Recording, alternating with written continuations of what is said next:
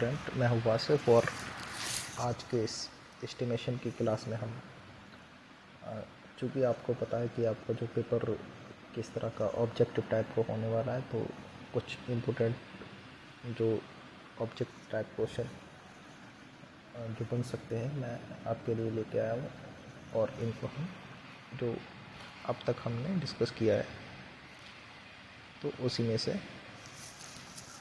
और हो सकता है कई क्वेश्चन आपको एग्ज़ाम में भी देखने के लिए मिले, तो हम चलिए इनको करते हैं, लगाते हैं। देखिए पहला क्या है, पहला है question most reliable estimate is. तो कहने का मतलब है कि जो सबसे ज़्यादा भरोसेमंद जो एस्टीमेट है वो किस तरह का होता है। तो देखिए प्रिलिमिनरी एस्टीमेट कैसा होता है, सरसरी टाइप का, जो हम वो ज़्यादा रिलायबल हो नहीं सकता। ऐसे ही प्लिंथ एरिया क्या होता है, प्लिंथ एरिया इससे पहले हमने डिस्कस किया था, कारपेट एरिया और प्लिंथ एरिया, ठीक है। जो दीवारों के साथ में जो हम एरिया को निकालते हैं और उसमें भी कई चीज़ें माइनस रहती हैं हालांकि, तो ये भी नहीं। अब जो इसमें जो एक ये है डिटेल एस्टिमेशन, ये सबसे ज़्यादा रिलायबल हो, क्योंकि ये जो जितने भी एरिया हैं, जितने भी टाइप के एरिया हैं और जो भी क्वांटिटीज़ निकल सकती हैं उन सब का ये एस्टिमेट रहता। तो आंसर क्या होगा, डिटेल्ड एस्टिमेशन आंसर रहेगा।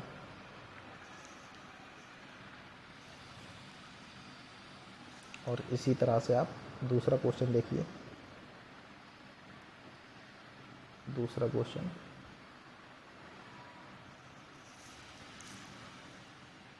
क्वेश्चन मैं पढ़ रहा हूँ। Pick up the item of work not include in plinth area estimate. देखें कारपेट एरिया और इसमें और प्लिंथ एरिया में कुछ एरियाज़ ऐसे होते हैं जो काउंट नहीं किए जाते, तो आपको ये बताना है कि वो कौन सा एरिया है जो प्लिंथ एरिया में काउंट नहीं किया जाता है। तो आप ज़रा इसको लगाने की ट्राई कीजिए, इसके बाद मैं बताऊंगा आंसर।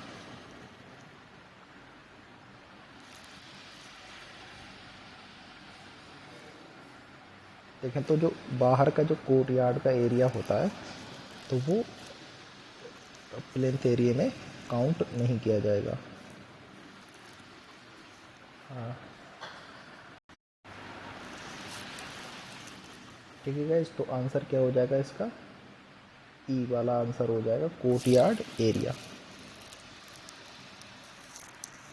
अब देखें नेक्स्ट क्वेश्चन क्या है।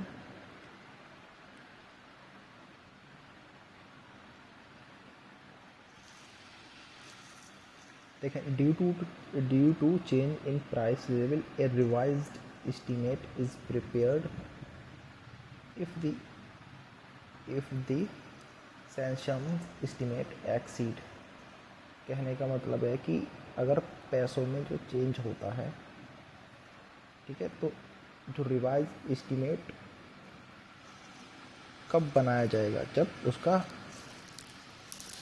जो 5% से अगर ज़्यादा का डिफरेंस जब हमारे एस्टिमेशन में आता है तो हम उसको रिवाइज करेंगे।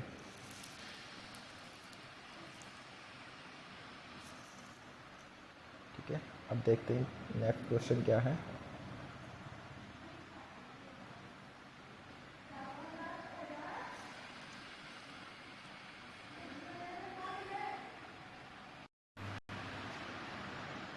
देखिए नेक्स्ट क्वेश्चन क्या है।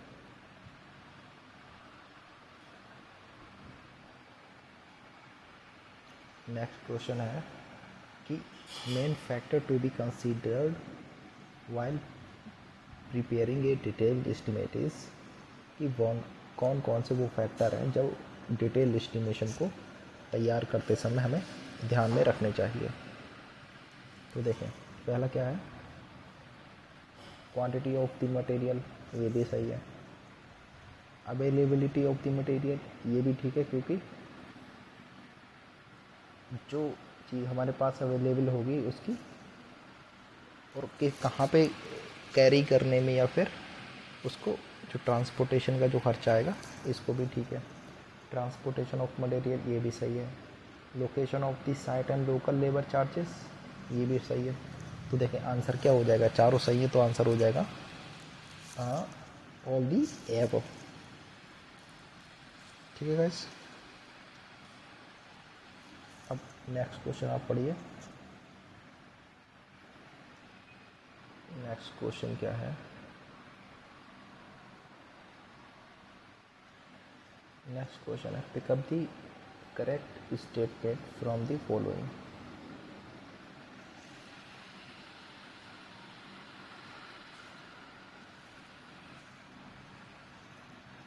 देखिए पहला बोल रहे हैं कि the incidental expenses of a miscellaneous character which could not be predicted during preparation of the estimate is called contingencies।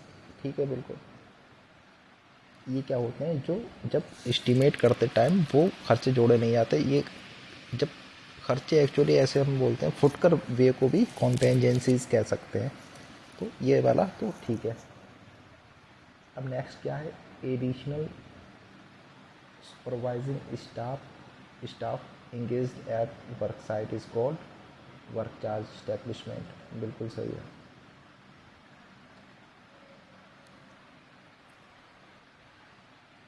और नेक्स्ट क्या है? Detailed specification specify qualities quantities and the proportion of the material to be used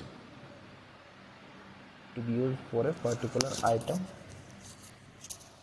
और next क्या है? The most per unit eight which the article can be procured from the open market at the given time is called market rate। ठीक है, तो guys इसमें चारों ही सही है तो इसका भी क्या हो जाएगा? ऑल दी एबव इसका आंसर हो जाएगा। नेक्स्ट क्वेश्चन देखते हैं। नेक्स्ट क्वेश्चन है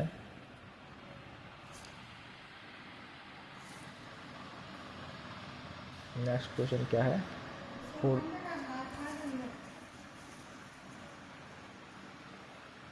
the construction of building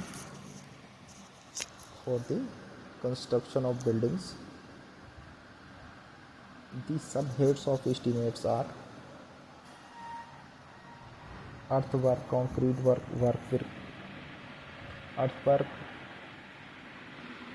concrete work, brickwork, stonework, plastering और pointing, finishing, water supply and sanitary work। देखें तो इसमें भी क्या हो जाएगा? All the above.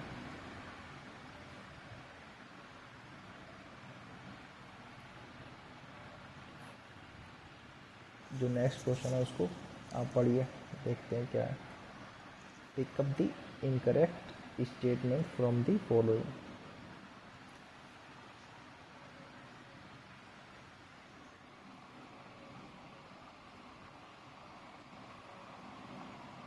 आप पहले इसको खुद लगाने की ट्राई कीजिएगा। ठीक है, build up area covered area at floor level of any storey building is called plinth area. Plinth area के बारे में स्टेटमेंट है कि आपको बताना है कि सही है या नहीं है।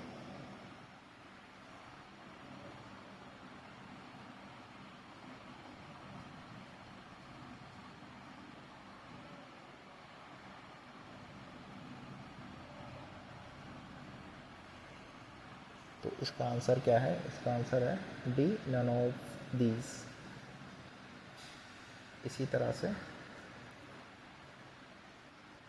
नेक्स्ट क्या है? Plinth area of a building includes. Plinth area में कौन कौन सा जो क्वांटिटी होती है वो शामिल होती है, तो आपने बताना है। इसमें होगा area of cantilevered porch, area of stairs no, area of walls at the floor level, area of cantilevered porch. Next क्या है, नेक्स्ट का क्वेश्चन है, पढ़िए आप। Carpet area does not include the area of, देखिए carpet area does not include the area of, ये जो guys मैं आपको सजेस्ट करना चाहूँगा कि जो जिस तरह के जो एरिया होते हैं उससे पहले हमने जो बड़ा ही लाइटली उसको डिस्कस किया था, तो ब्रीफली, तो कहने का मतलब ये है कि जो जैसे कारपेट एरिया हो गया, बिल्डअप एरिया हो गया, और जो कवर्ड एरिया हो गया, तो ये जो है ये इन सबको और इनके बारे में छोटी छोटी चीज़ें कि इसमें क्या चीज़ को शामिल नहीं किया जाता है, तो आप इसको ज़रा ध्यान से पढ़ लीजिएगा। देखें अब ये बोल रहे हैं कि carpet area does not include the area of, carpet area में कौन कौन सी चीज़ें, देखिए कारपेट एरिया जैसे आपको एक नाम से ही अंदाज़ा लगा रहा है, जहाँ पे हम बेसिकली यूजेबल जो हमारा एरिया होता है, तो बोल रहे हैं कारपेट एरिया में कौन कौन सी चीज़ शामिल नहीं होती। देखें बाथरूम शामिल नहीं होता, किचन पेंट्री शामिल नहीं होती, तो आंसर क्या हो जाएगा इसका, आंसर हो जाएगा ऑल ऑफ दी एबव। इसी तरह से नेक्स्ट क्वेश्चन जो है वो फ्लोर एरिया बोला गया है, floor area include the area of balcony up to कितने परसेंट तक उसमें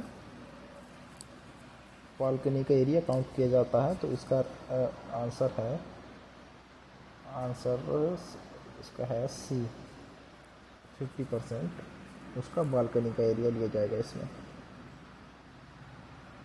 इसी तरह से जो 11वां क्वेश्चन है वो है pickup the correct statement from the following, क्या स्टेटमेंट है,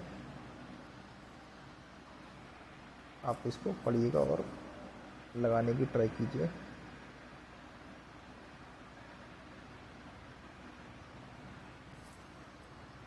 आंसर मैं इसको बता दे रहा हूँ, उसका है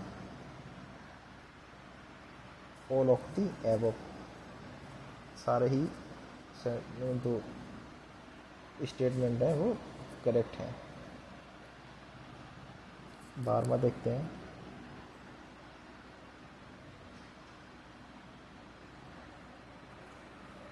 देखें while estimating the qualities for a construction of a building the correct metric unit is,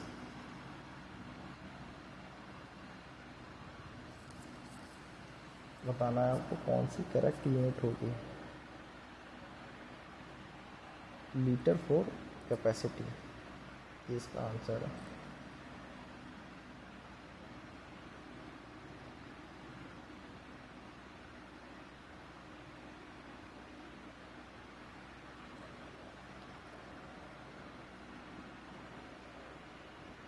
अब नेक्स्ट क्वेश्चन क्या है, नेक्स्ट क्वेश्चन है according to Indian standard institute the actual size of modular bricks, क्या होगी, मॉडुलर ब्रिक्स की actual size बताना है आपको।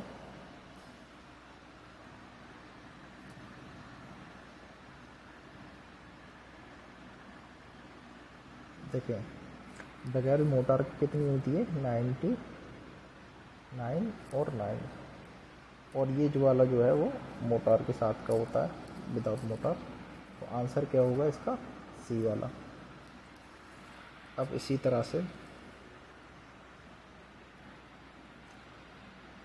नेक्स्ट क्वेश्चन है the order of booking dimensions is length, width और हाइट। नेक्स्ट क्वेश्चन देखते हैं, rate of payment is made for 100 cubic meter per percent cubic meter in case of earthwork rock cutting, excavation, earthwork, filling, plinth, इसका है E, all of the above.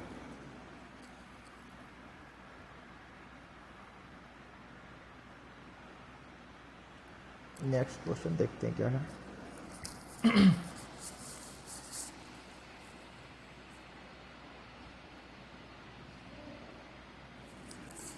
Next question है the brick work is not measured in cubic metre in case of, कब नहीं नापा जाता cubic metre में? अगर half brick की वॉल हो तो आंसर क्या हो जाएगा? Half brick wall.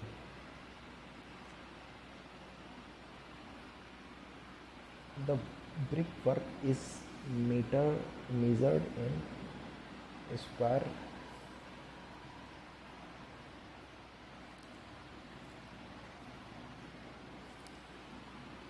क्या है, कब स्क्वायर मीटर में मापा जाएगा ब्रिक वर्क को?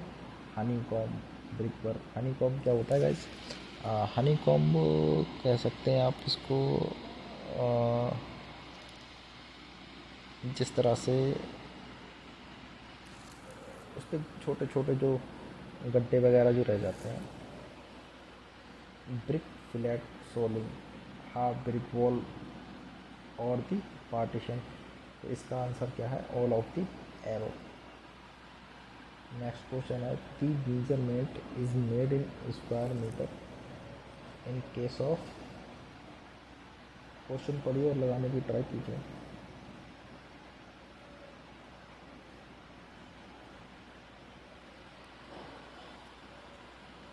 आंसर बता दे रहा हूँ, उसका आंसर है ई।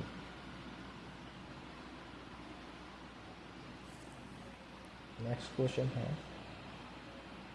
The measurement is not made in square metre in case of, ये गाइस हमने डिस्कस किया था कि क्वांटिटीज़ वाले में कि कौन सी क्वांटिटी आपको किस यूनिट में लेनी है, ये सारा जो है उसी से है। डीपी देखें, डीपीसी है भी हम स्क्वायर मीटर में लेते थे, हमने डिस्कस किया था कि डीपीसी में डेप्थ इंक्लूड नहीं करते। फॉर्म वर्क, कंक्रीट या फ्रीज, तो इसका जो है जो आरसी जो छज्जा है इसको हम स्क्वायर मीटर में नहीं लेते। अब जो नेक्स्ट हमारा है वो the measurement is made for stone work in square metre in case of, क्या हो जाएगा इसका?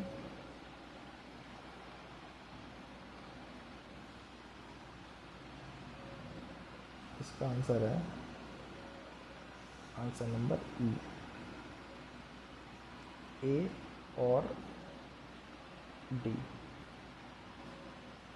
एक इसका देखें क्या है, unit of measurement is the unit of measurement is पर क्विंटल फॉर द फॉलोइंग, किसके क्विंटल किस में ली जाएगी, किस केस में ली जाएगी, ये आपको बताना है।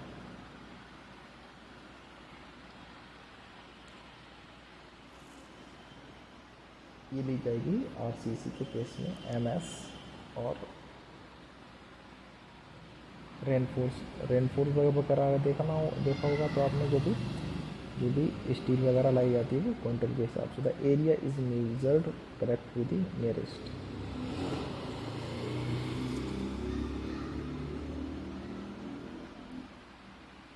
देखें क्या है, the area is measured, the area is measured correct to the nearest.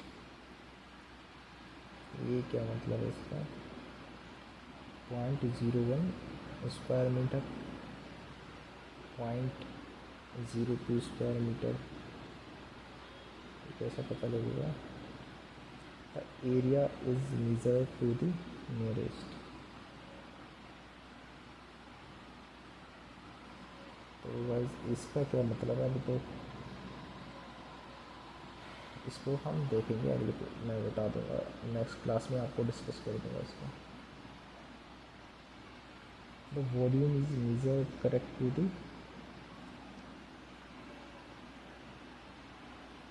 ये भी पहले के जैसे क्वेश्चन है।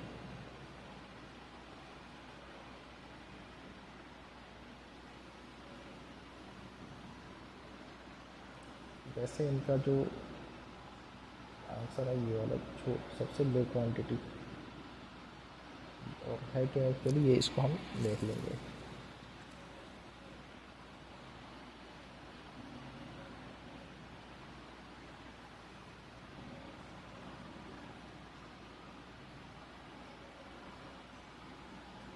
इसी तरह से ये जो क्वेश्चन है इसका है, the weight of an item is measured correctly nearest 1 kilogram. तो 1 के पास जो क्वांटिटी है वो इसका आंसर रह रहा है। पिक अप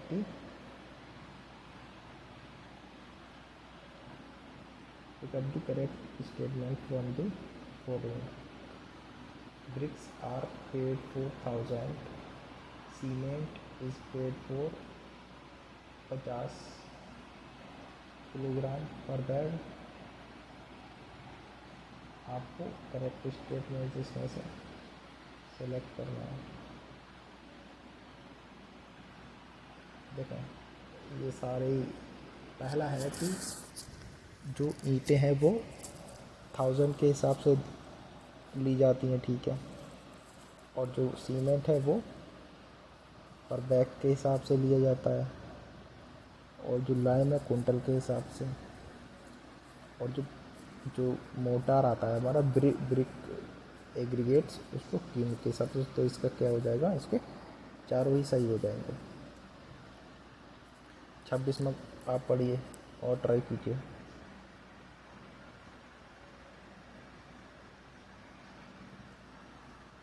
इसका आंसर है D, all of the above.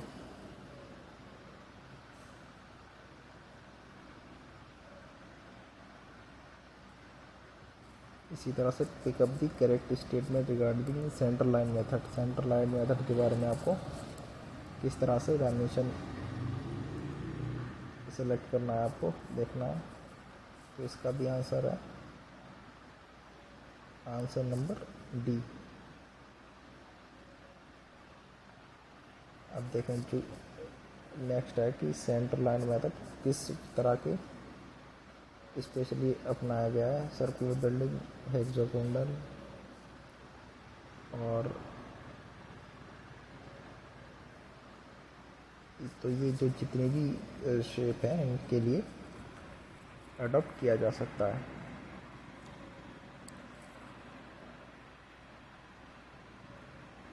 तो 29वां आप देखें क्वेश्चन, आंसर है इसका बी। 30 का देखें,